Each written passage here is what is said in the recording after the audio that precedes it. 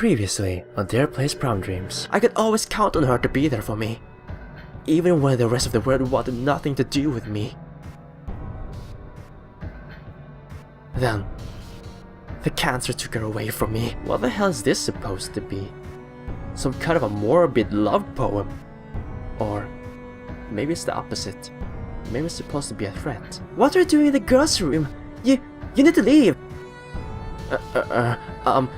Okay. Now I'm officially Batman, right? Oh my gosh, I thought I was going to fall down. Alright, you money-eating son of a bitch. Take this! Hurrah!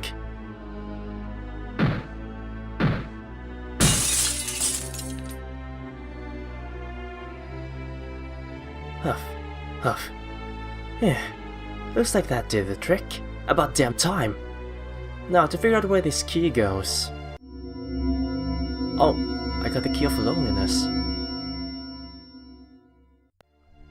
Wait, which door was that? I think it was the library? Well, wait, what? What's going on? Damn it! Looks like this baseball bat's done for. Guess I didn't realize how hard I whacked that vending machine.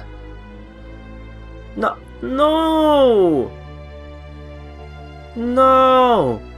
Without a baseball bat! I can't be Batman anymore! There we go, loneliness. Let's see, where's the key?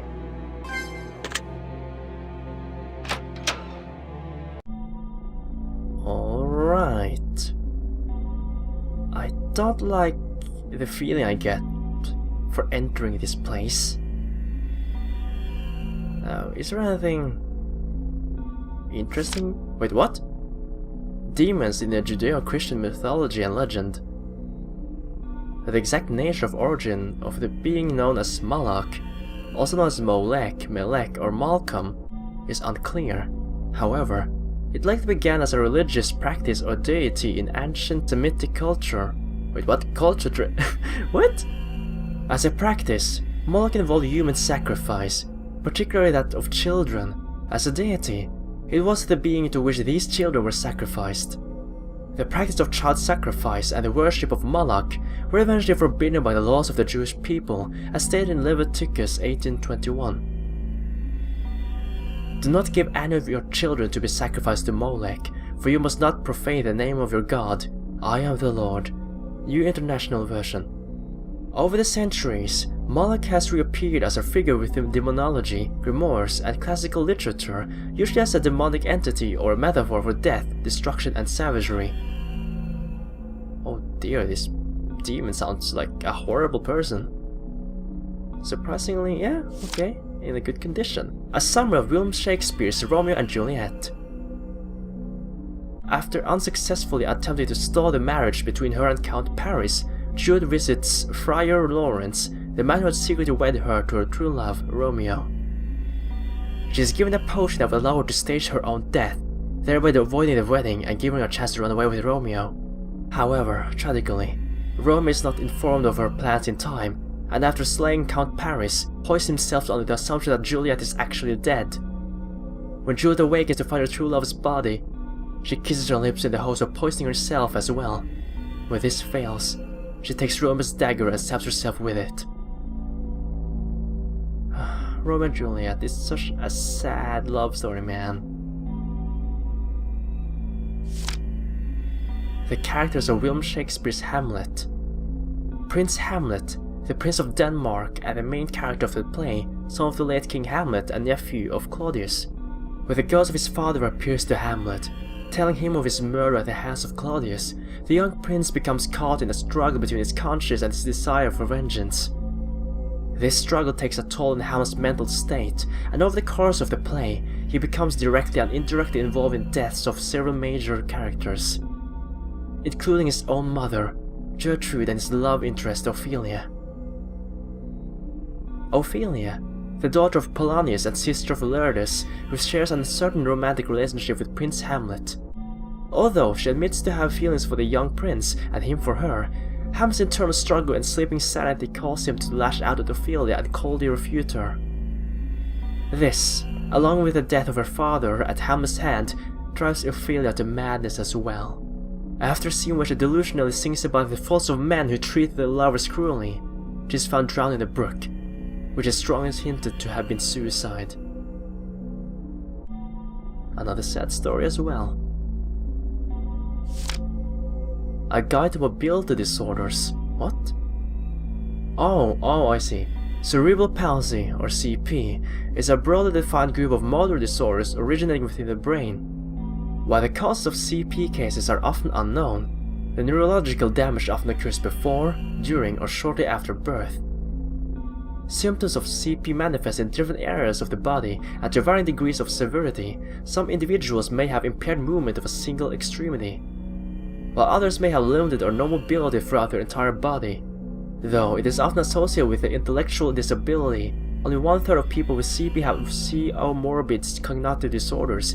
CP can also involve seizures, muscle spasms, and ectasia. Oh dear, sounds horrible, man. The Lady of Shalott by Alfred Tennyson. An introduction. The Lady of Shalott is a Victorian ballad based upon the Arthurian legends, written by English poet Alfred Tennyson in 1833 and later revised in 1842. The ballad tells the story of a nameless woman locked away in a castle on the Isle of Shalott, sitting within a river that flows to the mythical city of Camelot. Due to the curse that had been placed upon her, the lady cannot watch or participate in the events of the world outside of her tower. Instead, she can only see them through a mirror as she weaves. One day, she sees the image of the handsome noble Sir Lancelot within her mirror. Allured and curious, she looks outside, bringing upon her the curse she has feared for so long. Knowing that her end was near, the lady escapes her tower and sails towards Camelot in a small rowboat, where she tragically dies of exposure. Later on, the people of Camelot find the lady's body floating in the river and take pity on her, including Sir Lancelot, who remarks that she had a lovely face. Holy crap.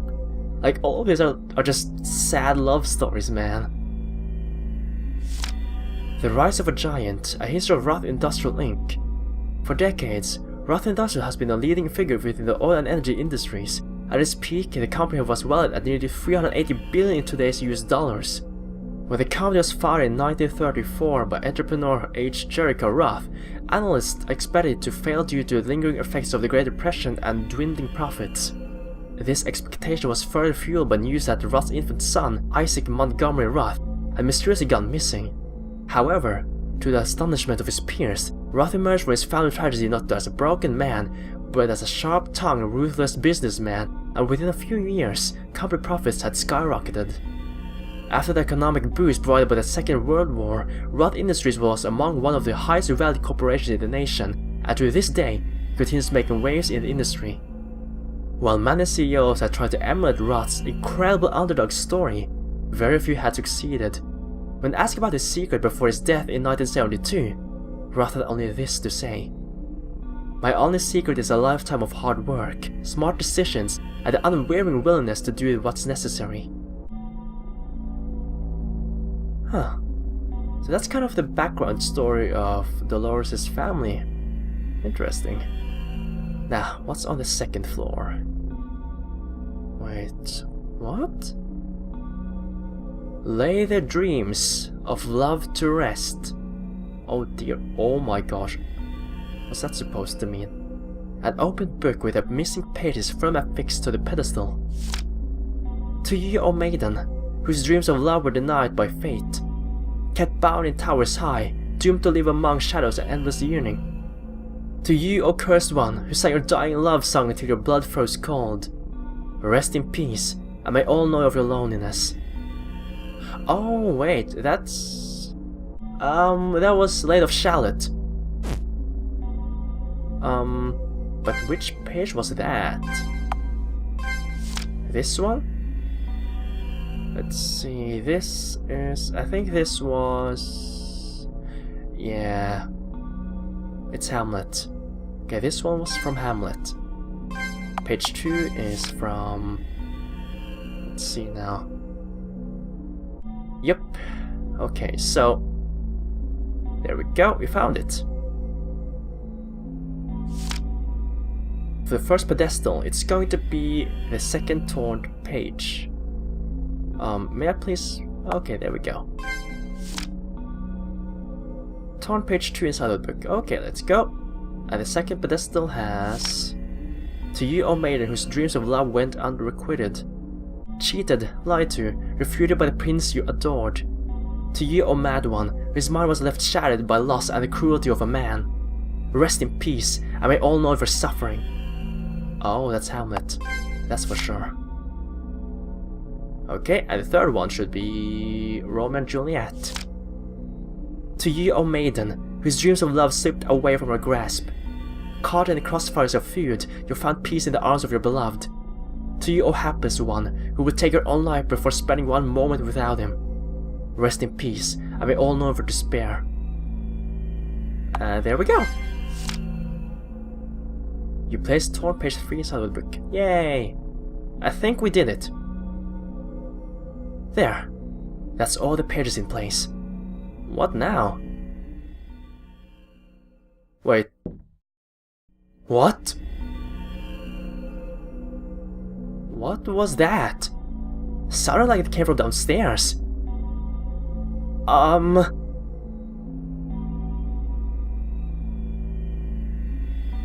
wait, a book? Wait, is that another of our diaries? Holy crap, like, it went silent for a second there. And I thought, like, someone's gonna come and kill me. But at least it was just a book. Okay, what's this? Another diary? Finally. At least I'm making some damn progress. Let's see what this one has to say. Read the diary. Of course!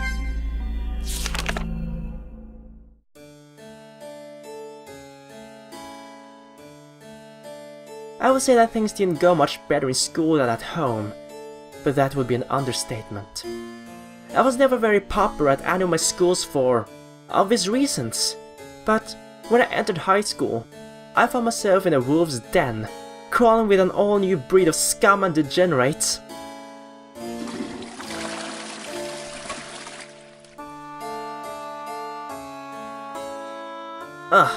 Can you believe that bitch? What bitch? Wait, don't tell me you actually asked to copy her homework.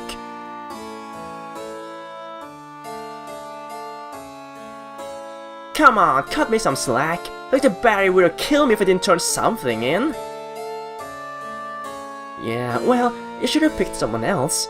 Everyone knows how much of a snub Dolores is. You're telling me, you know what you say when I ask for a worksheet? If you got time to beg, you got time to study. She thinks you're so smart, doesn't she? Well, there is a reason you wanted to copy off of her. Whatever, you know what I mean. It's still pretty big talk to someone like her. I mean, I may be dumb, but at least I'm not stuck in a goddamn wheelchair. Whoa, hey, you don't think that's a bit... Who cares? She just takes up space for the rest of us anyway. God, why don't they just put her in a home already and spare us the trouble?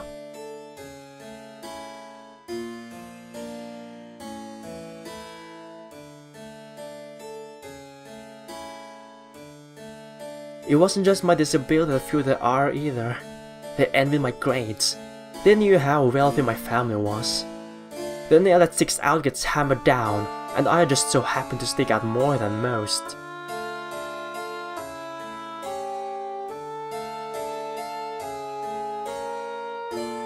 Huh? My books? What happened to them? They're all... Uh-oh, looks like someone trashed your books. Aw, too bad. Can't be a teacher's pet when they don't have anything to study with, huh? You...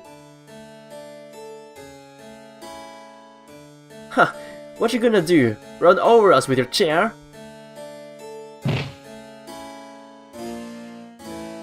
Whoops, comes to me. Don't worry about it. I'm sure she'll be able to buy new ones with all the money she wipes her ass with. Huh, you're implying that she can wipe her own ass?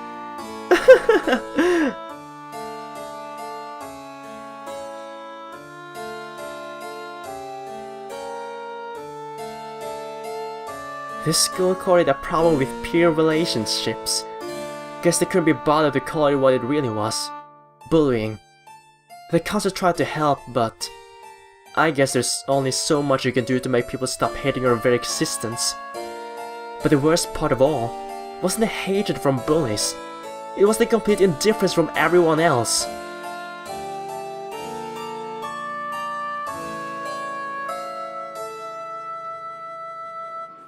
Wait for me!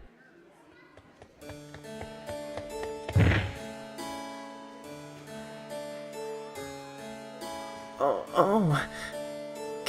Can somebody...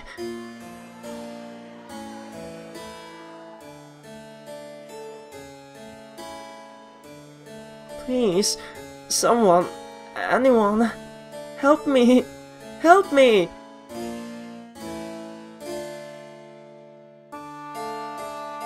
It was those days of torment and silence that I learned to truly understand the meaning of loneliness. The feeling that you really are invisible to everyone. The burden of that feeling crushed me, yet hardly anyone seemed to notice. So to escape it all, I hid within myself. I hoped, I wished, and I dreamed.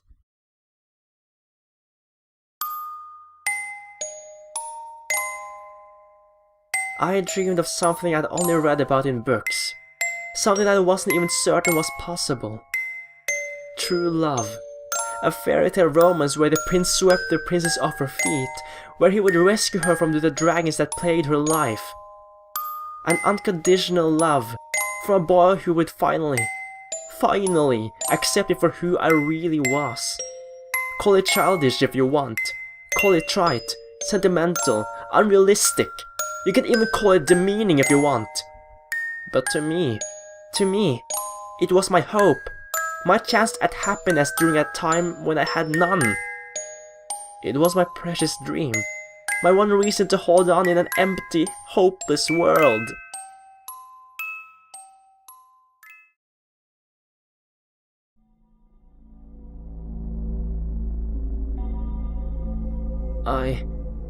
I had no idea.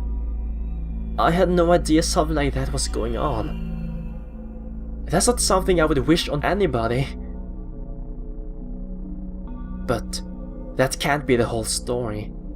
I know there's more going on. I remember Dolores being withdrawn, but how do you go from that to being a goddamn serial killer?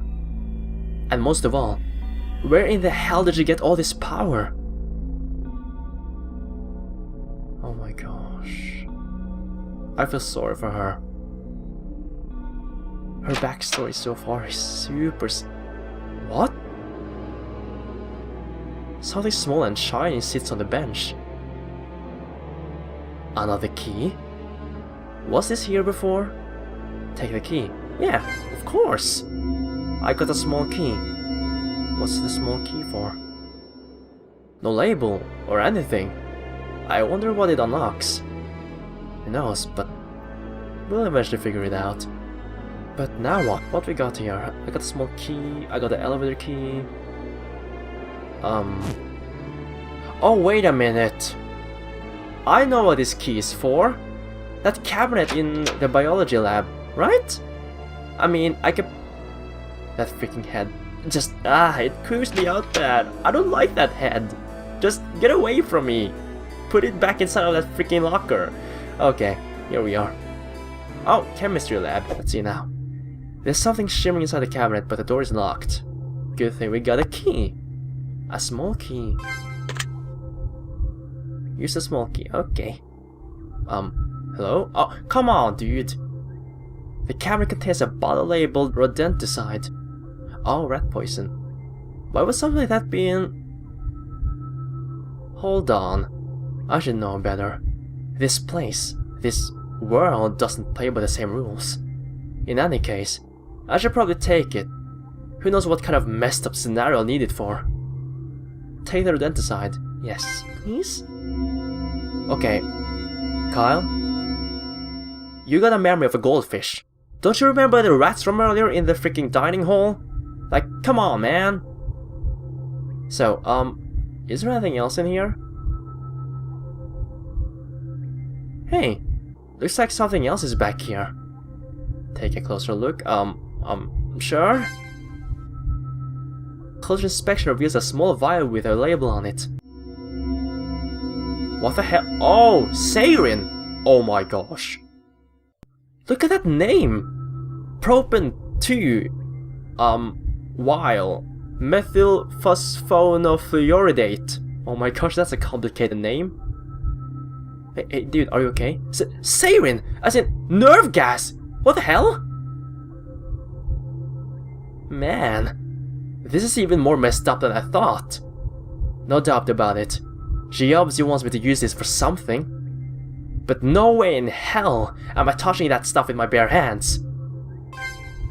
Oh, so that's why we got the safety gear. Yes. Put it on, man. We got this. Oh, I look cool. Love it. Wait. I don't have my glasses on this picture. Aww. Like, I wanna see my face with the goggles on, with the glasses, you know? That would be great.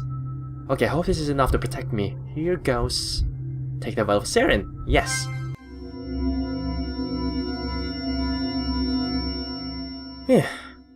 That was easier than I thought it would be.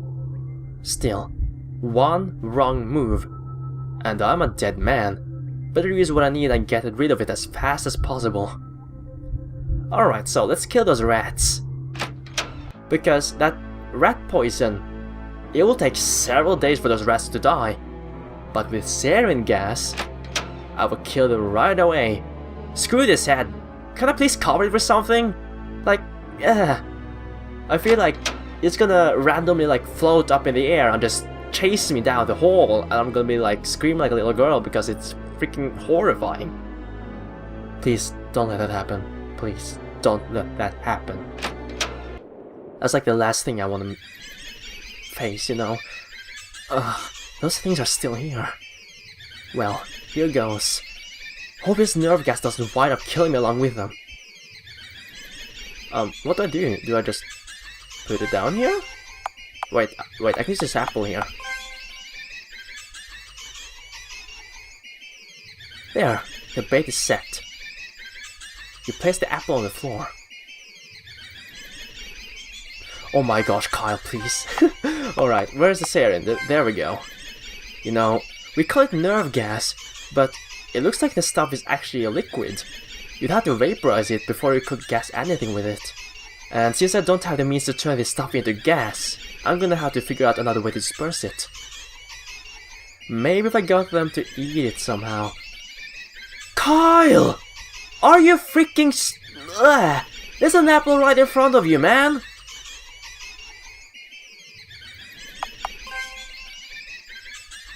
Alright, Kyle, you can do this. Hold your breath and don't screw this up. You lace the apple with sarin. Let's get out of here. There, it's done. Now to get out of here before the feeding frenzy starts. Bye-bye. Oh dear. Oh my gosh.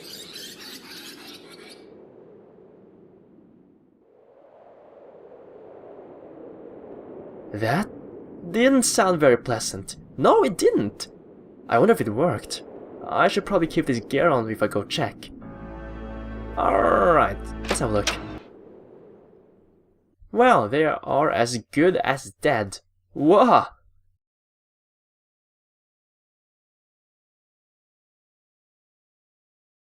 They weren't kidding when they said that stuff was deadly. Certainly right though. I'd feel worse about it if they weren't giant and man-eating. In any case, I can finally get that key now.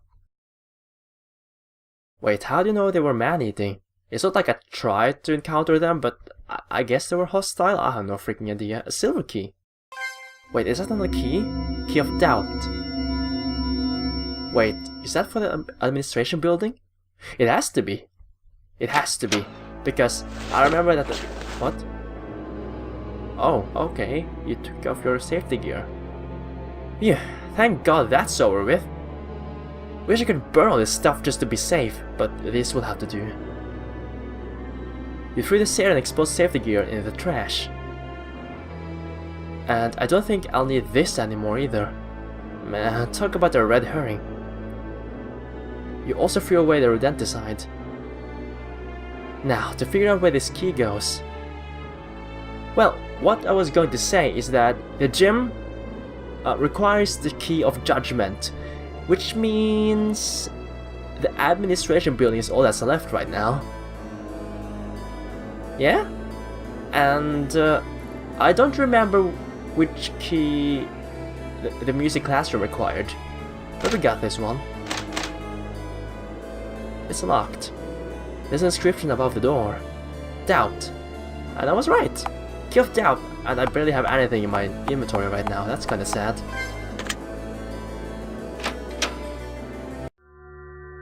Oh, okay, let's have a look around here. Let's see. Some papers lie scattered on the ground. On top of the pile is an unfinished letter. Okay, Mistress Isabel Roth. Dear Mistress Roth, I'm writing to you with great concern regarding the mental and emotional well-being of your niece, Dolores. As you may have noticed, she appears to still be struggling with her mother's passing. In addition, she has reported numerous instances of maltreatment by her peers. Myself and a teacher are currently evaluating the situation to determine what we can do to help her with her peer relations. However, I would also like to invite both you and Dolores to attend family counseling, as I believe that you will be best served by a holistic approach that includes the remaining family. Please see the attached referral list for the names and numbers of some qualified colleagues. Dr. Bradshaw. What about him? What about Dr. Bradshaw? I mean, I guess he tried to help her, and that's a good thing. Well, what's over here? Hello? Oh, okay. Hello? Can I read this? No? I guess it's nothing here. The files are all too damaged to read, dusty pill bottles lying on the shelves. And okay, nothing here. Let's see, excuse me, the computer is logged on under the username Bradshaw. Oh, J. Bradshaw. That's the school counselor's login. Why is Dr. Bradshaw's of all people? Looks like an audio file has been opened. I have a feeling that she wants me to listen to it. Listen to the recording, yes.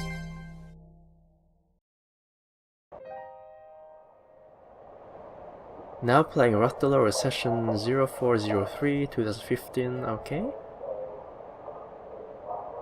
I see. That's quite unfortunate, Miss Roth. Your mother's been gone for over 2 years now, and you've been under the care of your aunt ever since. Have you ever talked with her about these things?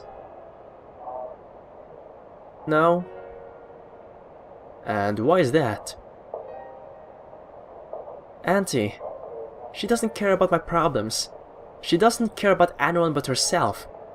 Whenever I try to tell her something, she just brushes me off, like my issues aren't even worth listening to. She treats me like a child who can't do anything on her own. She won't even tell me what she's doing with Mom's money. Your inheritance, you mean? I think she's spending it all on herself. Fancy clothes, expensive dates, alcohol. And until I turn 18, there's nothing I can really do about it. I'm not even a real person to her. I'm just a sort of income. Yes, that does sound quite concerning. She doesn't sound like that kind of responsible guardian a grieving child deserves. So then, what about your schoolmates? Have you gotten along with any of them lately? It's like I don't even exist to them. And when I do, it's only because they want to copy my homework. I hate them. They're also two-faced. Dolores, do you ever think about hurting yourself? Sometimes. And have you ever thought about hurting others? Dr. Bradshaw, look at me. Look at his body. This wheelchair I'm in. I can barely write my own name with his arms. What makes you think I even have the strength to hurt someone else?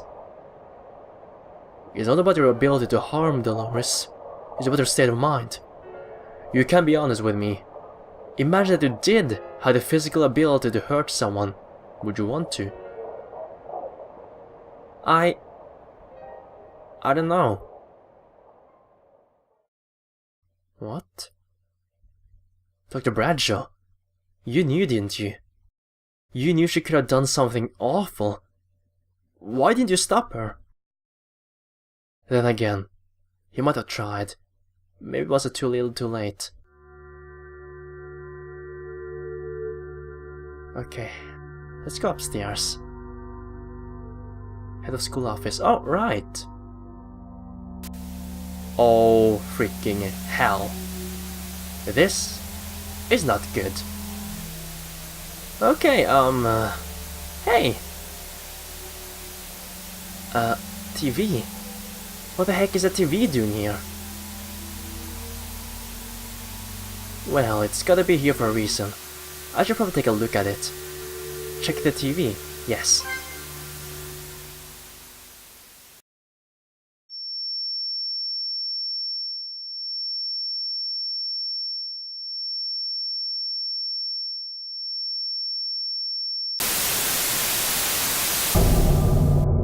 Oh my gosh.